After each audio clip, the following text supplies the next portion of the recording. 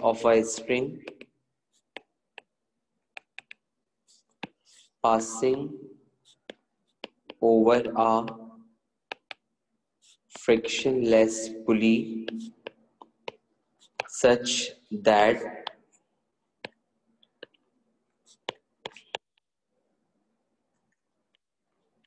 one body is hanged vertically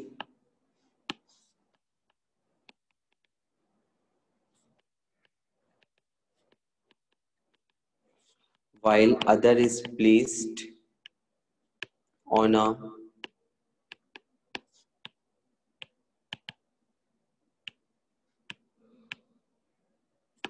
smooth horizontal surface. While other is placed on a smooth horizontal surface.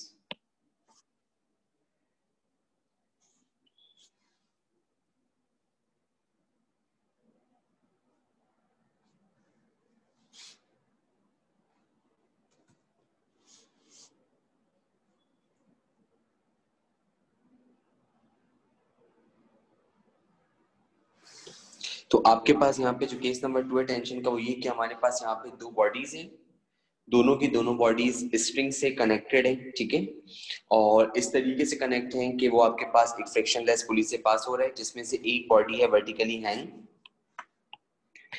जबकि दूसरी body आपके पास है smooth horizontal surface के ऊपर।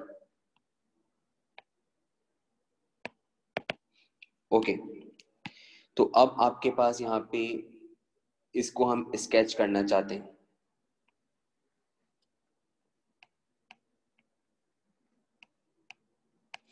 ये आपके पास मौजूद है पुली, एक बॉडी इसके साथ यहाँ रखी हुई, जबकि एक बॉडी है वर्टिकली हैंग। एक बॉडी इसके ऊपर हमने रखी हुई है, जबकि एक बॉडी हमारे पास जो है वो वर्टिकली हैंग है। तो मेरे पास यहाँ पे जो बॉडी वर्टिकली हैंग है उसका नाम है ए, और जो बॉडी मेरे पास स्मूथ हॉरिजॉन्टल सरफेस पर है उसका नाम है मेरे पास बी। जो बॉडी वर्टिकली हैंग है उसका नाम जो है मैंने आपसे बोला मेरे पास है ए, और जो बॉडी मेरे पास स्मूथ हॉरिजॉन्टल सरफेस पर है उसका नाम है बी।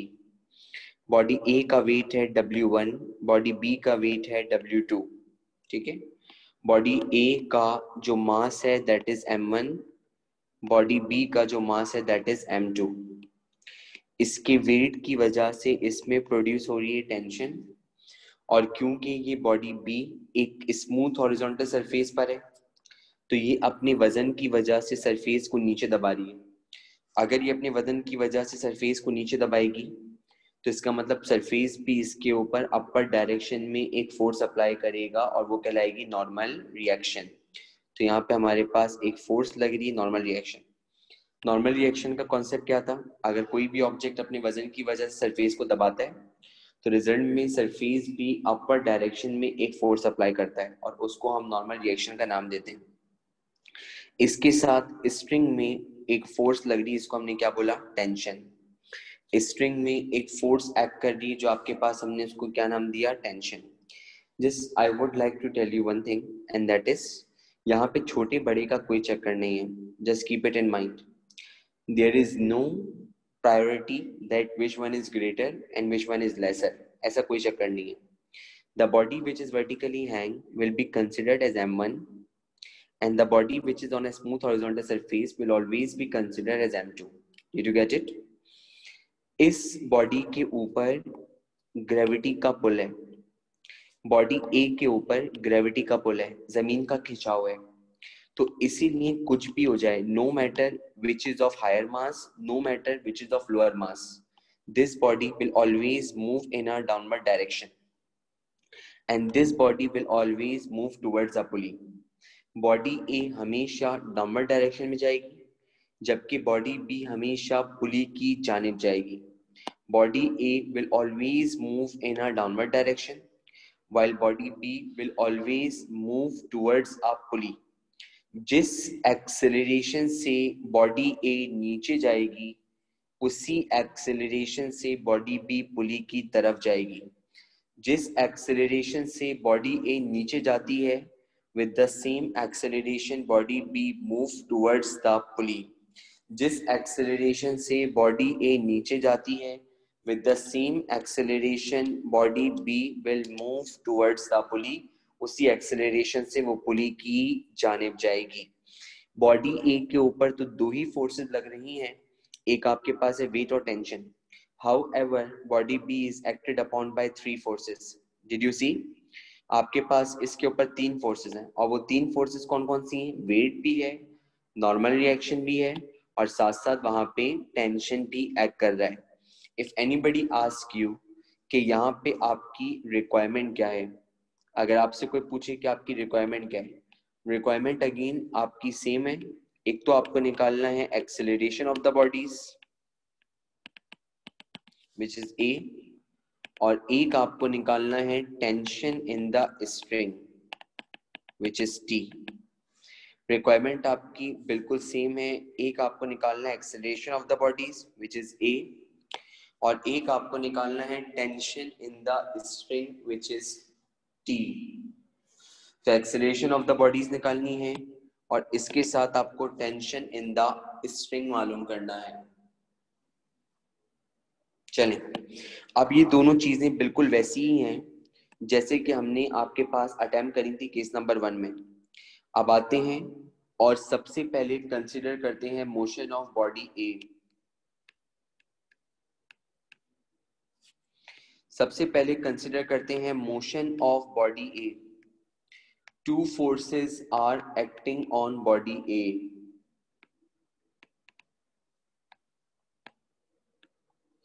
बॉडी ए के ऊपर दो फोर्सेस एक्ट कर रही हैं। Two forces are acting on body A. Body A के ऊपर टोटल दो फोर्सेस एक्ट कर रही हैं।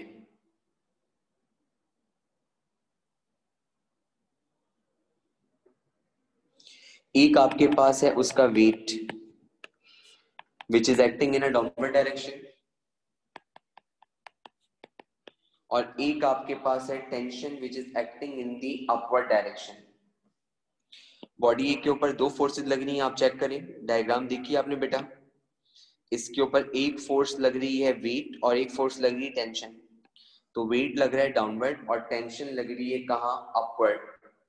तो अब मुझे आपके पास यहाँ पे लिखना चाहिए, सिंस बॉडी ए मूव्स डाउनवर्ड। मिस आंटी को वो तस्लीम को ऊपर भेजिएगा, फटाफट भेज देगा। बॉडी ए मूव्स डाउनवर्ड, और अगर बॉडी ए आपके पास नीचे जा रही है तो इसका मतलब इसका वेट ज्यादा है और टेंशन कम। तो W1 is greater than T। Net force निकाल लें इसकी। नेट फोर्स बनती है higher force minus lower force. तो नेट फोर्स आपके पास आ गई W1 minus T। But according to Newton second law of motion, net force is the product of mass and acceleration. और क्योंकि हम बात कर रहे हैं फर्स्ट बॉडी की, तो मास भी फर्स्ट बॉडी का आएगा, तो दैट शुड बी m1a। इसको हमने m1a का नाम दिया, ये हमारे पास m1a कहलाएगा। कंपेयर कर लें इनको।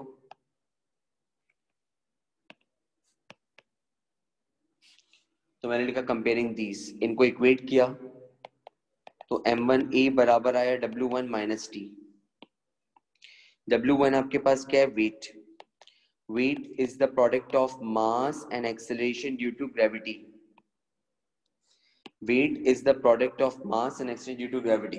और क्योंकि हम बात कर रहे हैं बॉडी ए की, बॉडी ए का वेट है W1 और इसका मास है m1, तो W1 किसके बराबर आया? m1g। तो अब W1 की जगह पे मैंने रखा m1g, साथ में लिखा हुआ है माइनस टी। इसको डाला मैंने ब्लॉक्स में और लेबल कर दिया इक्वेशन नंबर 1। तो आपके पास ये बना m1a is equal to m1g minus T. आपके पास ये बना m1a is equal to m1g minus T. ये आपको मिल गई है जनाब बॉडी ए पे लगने वाले मोशन की इक्वेशन। कि बॉडी ए पे जब आपके पास एक इक्वेशन हमने कंसीडर करनी चाहिए, तो हमारे पास बनी m1 is equal to m1g minus T. अब बात करते हैं बॉडी बी की। तो अब मैंने यहाँ पे लिखा मोशन ऑफ बॉडी बी। ठीक है, बॉडी बी पे पहले मैं फोर्सेस बना लेता हूँ जरा। फोर्सेस, बॉडी बी के ऊपर एक फोर्स लग रही है मेरे पास W2, बॉडी बी पे एक फोर्स लग रही है मेरे पास नॉर्मल रिएक्शन, और बॉडी बी पर मेरे पास एक फोर्स लग रही है टेंशन। तो बॉडी बी पे मेरे पास जो एक फोर्स लग रही है वो आपके पास है W2, बॉडी बी के ऊपर एक और फोर्स जो लग रही है वो मेरे पास है नॉर्मल रिएक्शन, और इसके साथ इस पे एक और जो फोर्स लग रही है वो आपके पास कौन सी है? टेंशन। एक्सिस खींचने, एक्सिस, ये आ गई एक्स एक्सिस और ये आ गई वाई एक्सिस, ये आ गई एक्स एक्सिस और ये आ गई वाई एक्सिस।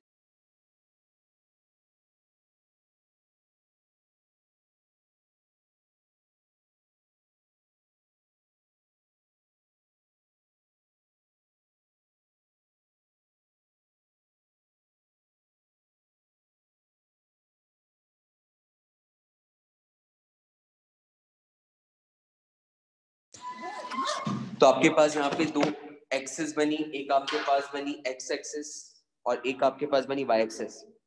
सबसे पहले हम देखते हैं सिर्फ वाई एक्सिस की फोर्सेस। जुमला रिपीट कर रहा हूं, सबसे पहले हम देखते हैं सिर्फ वाई एक्सिस की फोर्सेस। तो मैंने यहां लिखा two forces are acting on body B, और आगे मैंने क्लियरली बताया along Y axis. Body B पे वाई एक्सिस पे दो फोर्सेस एक्ट कर रही हैं। Two forces are acting on body B along Y axis. Y axis के ऊपर बॉडी बी पे सिर्फ दो फोर्सेस एक्ट कर रही हैं। कौन कौन सी? एक आपके पास है W2 जो डाउनवर्ड एक्ट कर रहा है, और एक आपके पास है नॉर्मल रिएक्शन जो अपवर्ड एक्ट कर रहा है। एक आपके पास है W2 जो डाउनवर्ड एक्ट कर रहा है, और एक आपके पास है नॉर्मल रिएक्शन जो अपवर्ड एक्ट कर रहा है। अब आप मुझे बताइए जरा सोच के, जितने भी बच्चे यहाँ पे बैठे हुए हैं, ये जो बॉडी बी है ये ऊपर नीचे मूव कर रही है, स्लाइड कर रही है? बॉडी बी है ये जो आपके पास ऊपर नीचे मूव कर रही है, स्लाइड कर रही है? जी रामेश बोले। सर ये स्लाइड कर रही है। स्लाइड कर रही है, ओके। बॉडी बी आपके पास क्या कर रही है? स्लाइड। बिल्कुल सही बोला इस बच्चे ने। इसका मतलब ये बॉडी बी ऐसे जा रही है, इसका मतलब इसका वाई एक्सिस पे तो कोई मोशन है ही नहीं, इसका वाई एक्सिस पे तो कोई मोशन है ही नहीं। और जब इसका वाई एक्सिस पे कोई मोशन नहीं तो ये बात इस बात की जमानत दे रही है कि वाई एक्सिस पे जो दोनों फोर्सेस थी उन्होंने एक दूसरे को क्या कर लिया है? बैलेंस।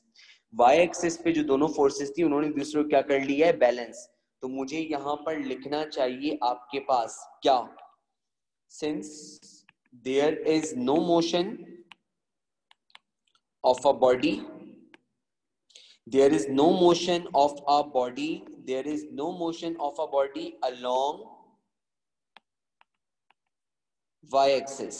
y axis पे बॉडी का कोई मोशन एग्जिस्ट नहीं कर रहा, और अगर y axis पे बॉडी का कोई मोशन एग्जिस्ट नहीं कर रहा तो इसका मतलब ये दोनों फोर्सेस आपके पास बराबर हो जाएंगी। तो मुझे यहां लिखना चाहिए सो दे balance each other.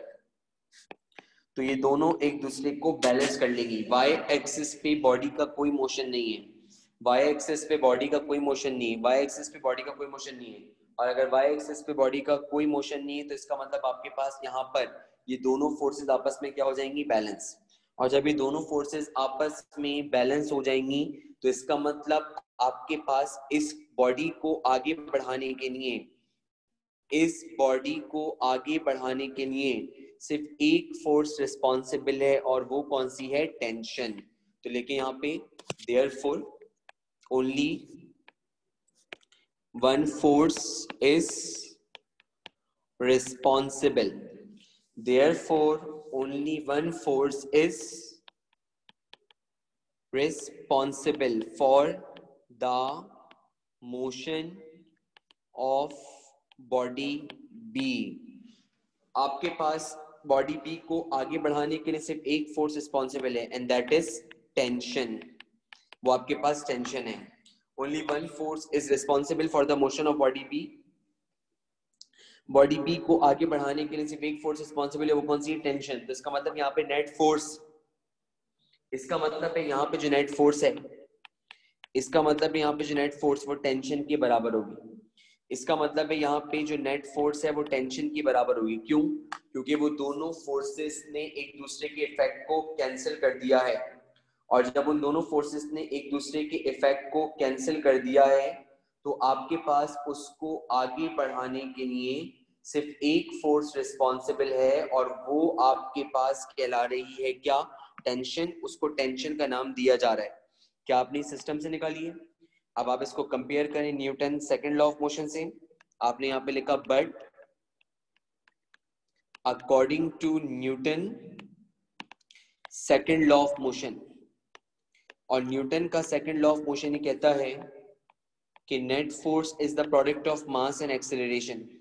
Net force जो होती है मास और एक्सेलरेशन के प्रोडक्ट के बराबर होती है। And here we are talking about body B, और बॉडी बी का मास होता है m2, तो वी शुड राइट m2a। हमें यहाँ लिखना चाहिए m2a। अब दोनों इक्वेशंस को इक्वेट कर लें। ये भी नेट फोर्स के बराबर है और ये भी नेट फोर्स के बराबर है, तो मैंने यहाँ लिखा equating.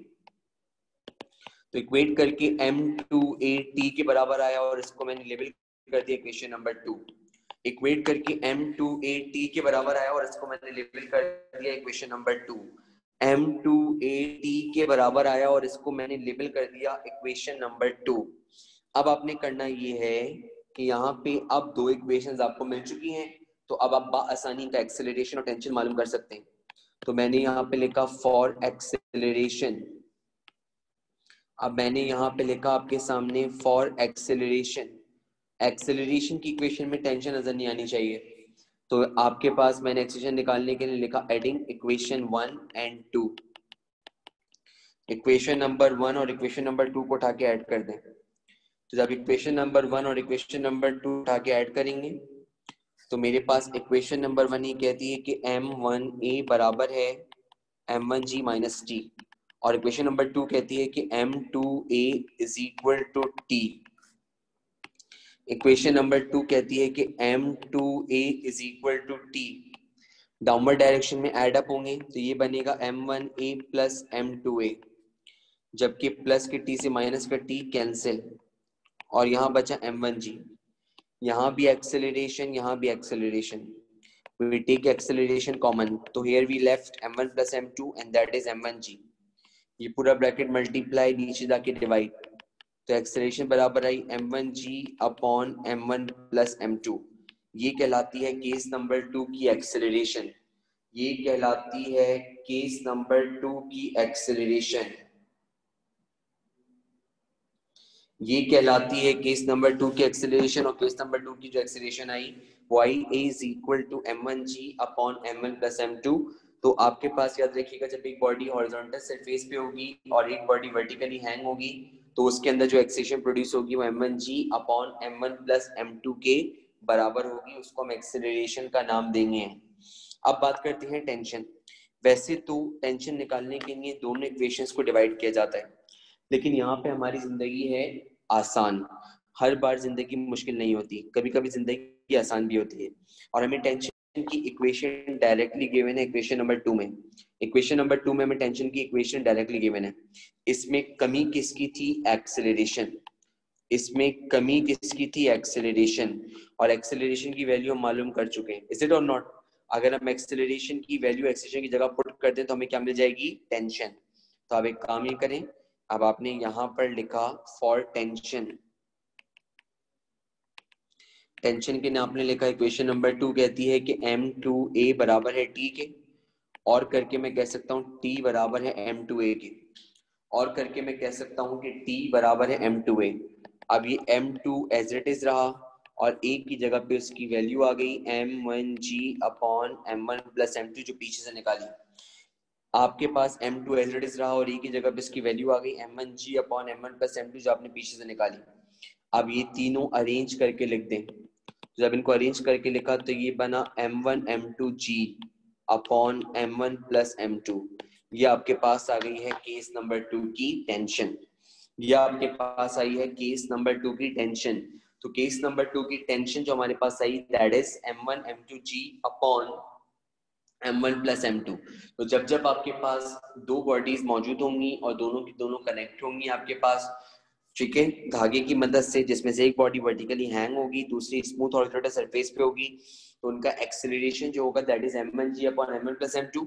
And the second body, और जो आपके पास सेकंड टेंशन आई है वो हमारे पास होगी m1 m2g upon m1 plus m2। MCQs के हवाले से बात हो जाए, आपके पास अगर दो सेम मासेस की बॉडीज यहाँ कनेक्टेड हैं, अगर दो सेम मासेस की बॉडीज यहाँ पे कनेक्टेड हैं, आपके पास अगर दो सेम मासेस की बॉडीज कनेक्टेड हैं, तो आपसे पूछेंगे बताएं इनकी एक्सेलरेशन कितनी होगी। इनकी जो एक्सेलरेशन होगी वो कितनी होगी, इनकी एक्सेलरेशन होगी 0, इनकी एक्सेलरेशन होगी 9.8 मीटर पर सेकंड स्क्वायर, इनकी एक्सेलरेशन होगी 4.9 मीटर पर सेकंड स्क्वायर, या इनकी एक्सेलरेशन होगी 19.6 मीटर पर सेकंड स्क्वायर।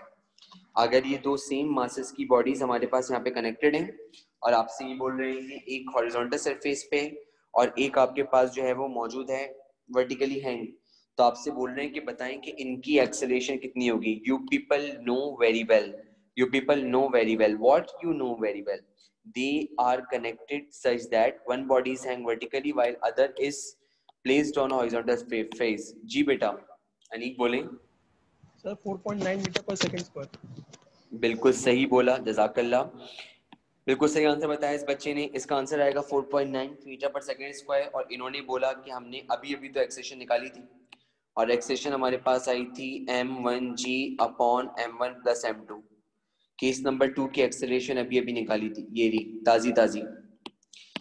अब आपने यहाँ पे जहाँ पे m1 m2 है वहां पे आपने m1 m2 की जगह पे पुट करना है m, तो ये बनेगा mg, नीचे आएगा m प्लस m, तो ये बनेगा mg, m plus m 2m, ऊपर वाले m से नीचे वाला m कैंसिल, g का मतलब 9.8 डिवाइड बाई 2, 9.8 का हाफ होता है 4.9 मीटर पर सेकंड स्क्वायर, तो एक्सेलरेशन आ गई 4.9।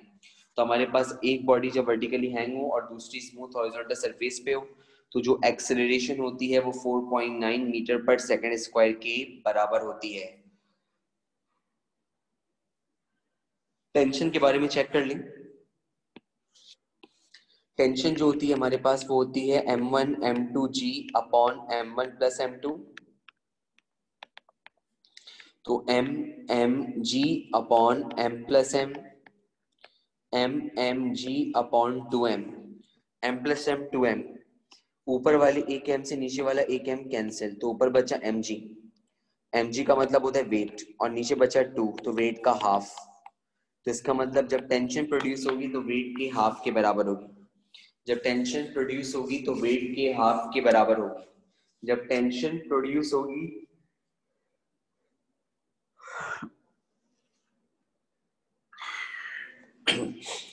जब टेंशन प्रोड्यूस होगी तो आपके पास वो वेट के हाफ के बराबर होगी। ठीक है, ये बात आपके पास हो गई। अब चलते हैं न्यूमेरिकल्स की तरफ, कम ऑन। जब मैं न्यूमेरिकल्स की तरफ आया तो मेरे पास सबसे पहले आपने heading the case number 1,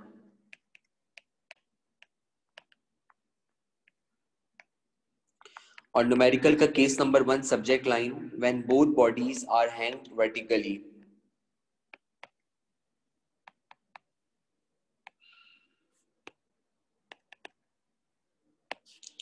subject line इसकी है when both bodies are hanged vertically. Subject line इसकी है when both bodies are hanged vertically.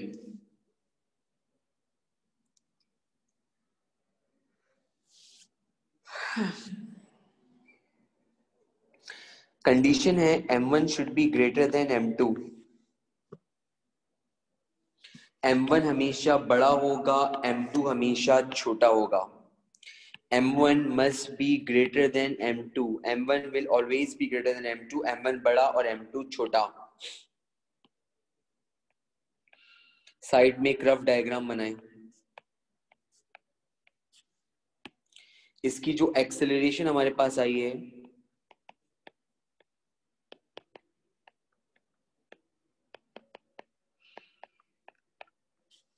वो होती है m1 minus m2 upon m1 plus m2 multiply by g, और इसकी जो टेंशन होती है वो होती है 2m1 m2g upon m1 plus m2, 2m1 m2g upon m1 plus m2।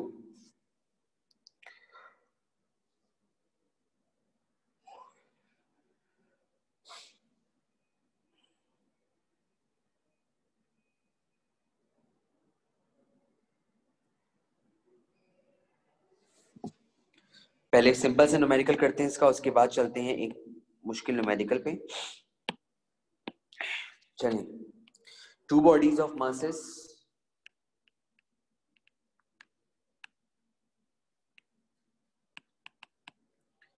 5 kg and 7 kg are connected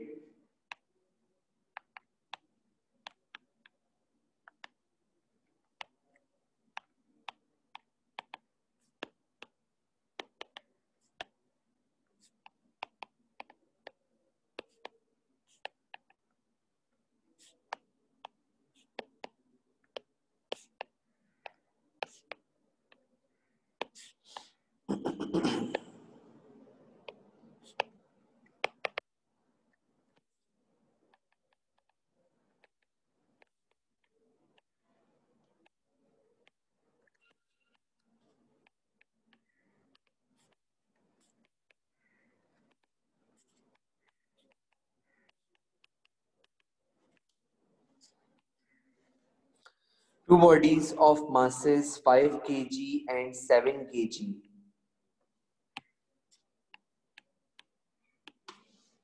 are connected to the two ends of a string passing over a frictionless pulley such that both bodies are hung vertically. Find the acceleration of the bodies and tension in the string.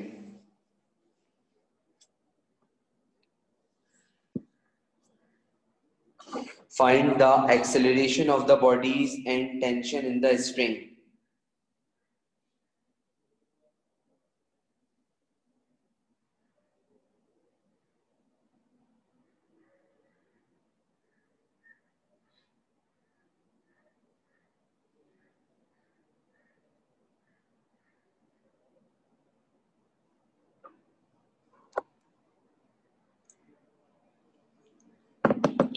ठीक है, अब जरा आगे की बात सुनें। सबसे पहली बात तो ये कि हमारे पास सब्जेक्ट लाइन है, both bodies are hang vertically, ये सब्जेक्ट लाइन हो गई। तो पता चल गया दोनों बॉडीज वर्टिकली हैंग है। m1 बड़ा वाला मास, m2 छोटा वाला मास, तो m1 7 m2 5 नोट करें।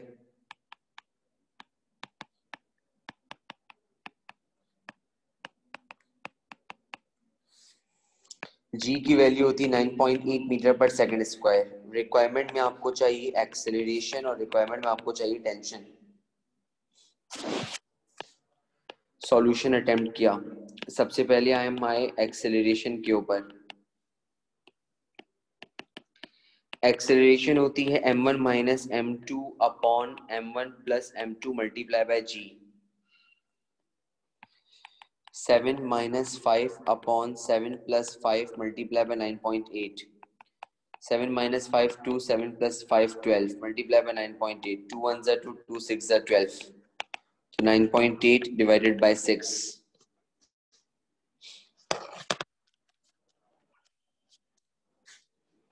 1.63 मीटर पर सेकंड स्क्वायर, ये आपको मिली इसकी acceleration 1.63 meter per second square, and that is the acceleration we get.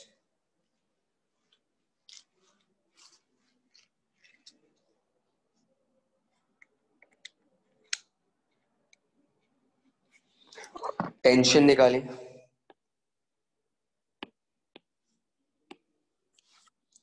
Tension होती है 2m1 m2g upon m1 plus m2। तो 2 into 7 into 5 into 9.8 divided by 7 plus 5.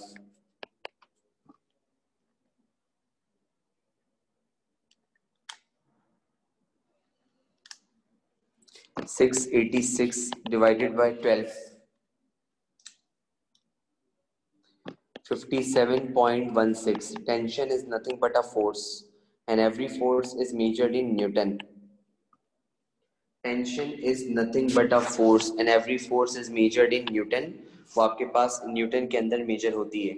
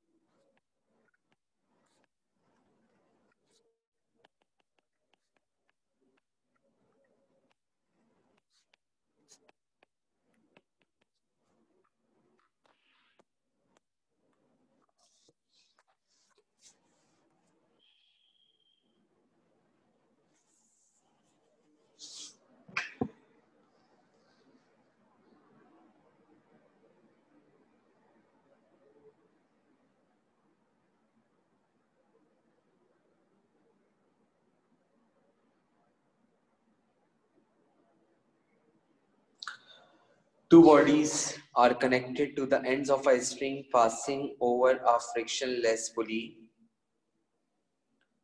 such that both bodies are hanged vertically. If the mass of one body is 7 kg, then find the mass of other body which moves down with an acceleration of 3 meter per second square. कितने बच्चे बता सकते हैं कि क्या मालूम करना है?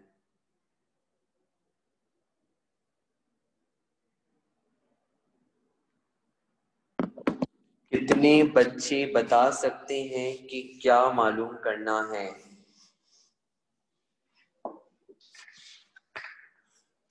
अल्फाजों को गौर से पढ़ें. Find the mass of other body which moves down. Alishba बेटी बताइए क्या मालूम करना है? M1. M1 आपको मालूम करना है. कैसे पता चला? सर क्योंकि वो मूव डाउन कर हो रहा है. क्योंकि उस बॉडी का मास मालूम करना है जो कि कहाँ जा रही है? नीचे. Did you get this? साफ साफ लिखा हुआ है, क्लियर क्लियर लिखा हुआ है, साफ साफ लिखा हुआ है, क्लियर क्लियर लिखा हुआ है. Find the mass of other body which moves down.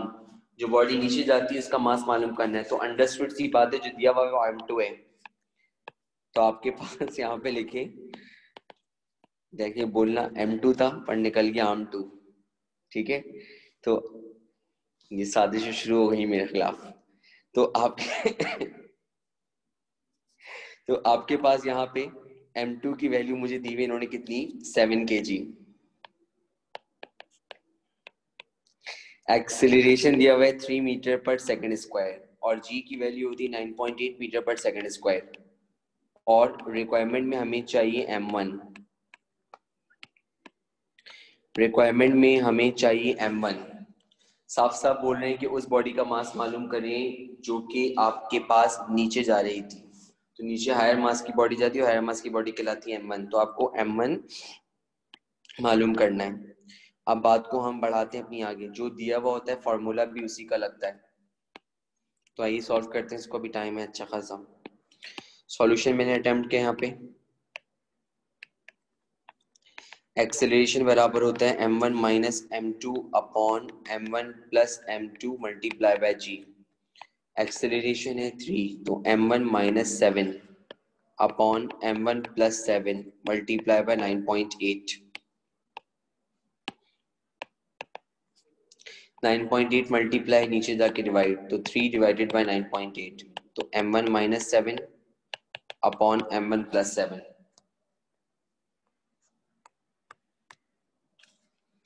3 को 9.8 से कर दिया डिवाइड, तो आंसर आया 0.306.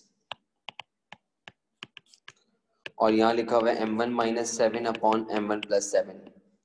ये पूरा ब्रैकेट डिवाइड वहां जाकर मल्टीप्लाई, ये पूरा ब्रैकेट डिवाइड वहां जाकर मल्टीप्लाई. तो 0.306 से मल्टीप्लाई होगा M1 प्लस 7 और यहाँ लिखा हुआ है M1 माइनस 7. ब्रैकेट के बाहर जो चीज होती है अंदर मौजूद वो हर टर्म से अलग अलग मल्टीप्लाई होती है. तो पहले इसको M1 से मल्टीप्लाई करते बना 0.306 M1. अब इसी को 7 से मल्टीप्लाई करें तो 0.306 मल्टीप्लाई बाय 7. तो आंसर आया 2.142 और यहाँ लिखा हुआ है M1 माइनस 7. स्टेप समझ में आ रहे हैं? आपको क्या चाहिए? M1. सारा M1 एक तरफ करें और बाकी सब कुछ एक तरफ. लिसन, ये वाला टर्म मैंने ऐसे उतारा 2.142. ये माइनस 7 वहां जाके बन गया प्लस 7. ये वाला M1 मैंने ऐसे उतार दिया और ये वाली M1 वाली टर्म प्लस वहां जाके माइनस 0.306 M1. तो सारा M1 एक तरफ कर दिया, बाकी सब कुछ एक तरफ कर दिया. क्या आपको स्टेप समझ में आया? सारा M1 एक तरफ, बाकी सब कुछ एक तरफ. ये दोनों ऐड हो रहे हैं, 7 और 2 9, तो ये बन गया 9.142. जिसके साथ कुछ नहीं होता उसके साथ 1 होता है. यहाँ रख दीजिएगा. Thank you. ऊपर ऊपर ऊपर, हाँ चाय भी ऊपर. नीचे आए मुझे दे दो। जिसके साथ कुछ नहीं होता उसके साथ 1 होता है, तो 1 में से 0.306 को माइनस कर दें। 1 में से 0.306 को माइनस कर दे। 1 माइनस 0.306, तो आंसर आया 0.694, साथ में लिखा हुआ M1। अब ये वैल्यू मल्टीप्लाई नीचे जाके डिवाइड, तो 9.142 डिवाइड हुआ 0.694, तो यहाँ से आपको M1 की वैल्यू मिल जाएगी 9.142 डिवाइडेड बाय आंसर, तो आंसर आया 13.17 kg। ये आपको मिली M1 की वैल्यू। ये आपको मिली M1 की वैल्यू। आप चेक कर सकते हैं कि M1 M2 से ज्यादा आ रहा है, ठीक है। तो हमारे पास यहाँ पे M1 की जो वैल्यू मिली वो मिली हमें 13.17 kg। तो इसको यहीं तक रखते हैं, इंशाल्लाह ताला इसको कंटिन्यू करेंगे नेक्स्ट क्लास में। Thank you very much.